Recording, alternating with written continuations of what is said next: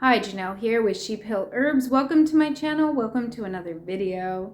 Happy to have you here today.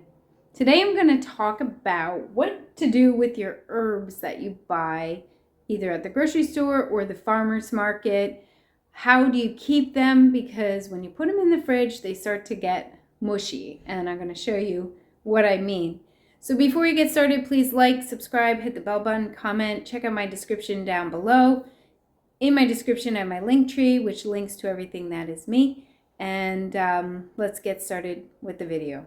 Right here, you can see I had this dill now for a few days. And what usually happens is where it is wrapped with the rubber band, there's no airflow. And so the herb starts to get mushy and break down. And I usually catch this before this happens, but I didn't this time.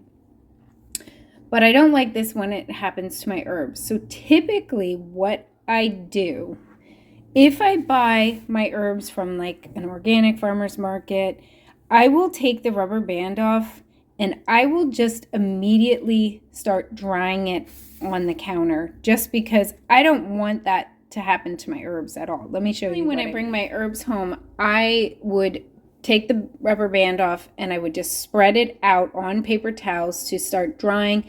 And now I'm going to use it fresh and as it dries. So you can see here, there is a couple inches that I am going to want to remove from this dill. And it's unfortunate, it's beautiful dill, but I don't want to keep this.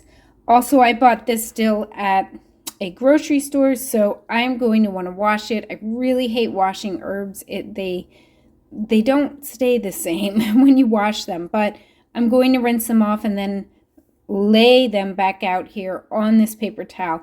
And then I'm not going to keep them in the fridge anymore, and I'm going to every time I want to use my dill, I'm going to just work from the pile as it's drying.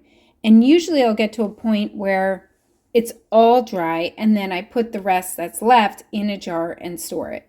So let me show you what I'm going to do here. I'm going to just remove to where the soggy part stops, about 3 inches here from the bottom of all of this. I'm just going to cut it. I'm going to cut it off camera and then rinse off my herbs and lay them back down.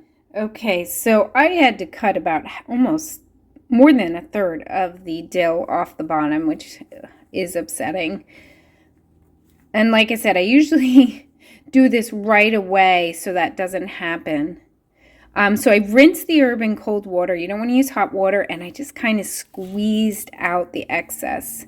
Now I'm just laying it out here flat on the paper towels. It's going to get pretty wet because I washed it, but that will dry. But what I want to do is just give the plant some space so that airflow can get around the herbs as they dry and they don't spoil.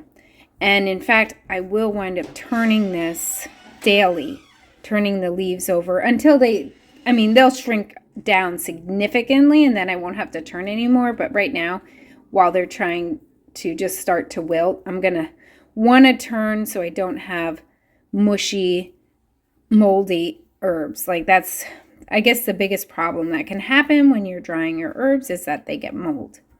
So there you go. Now this is going to be my dill that I cook with, that I add to salads, and when it gets to be a shrunk down small pile of dried herb, I'm going to crumble it up, put it in a jar, and save it in my apothecary. And don't forget, you always want to label everything that you dry or store.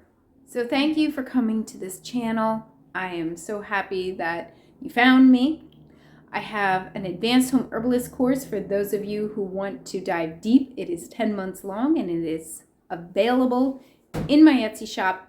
And I will share with you my code for 10% off. That'll be in my description down below. And that is an at-home study course. You do send me your assignments as you finish them. It ends with a certificate of completion as home herbalist, issued by Janelle Schaefer, Master Herbalist, and Sheep Hill Herbs. And I thank you. Have a great day.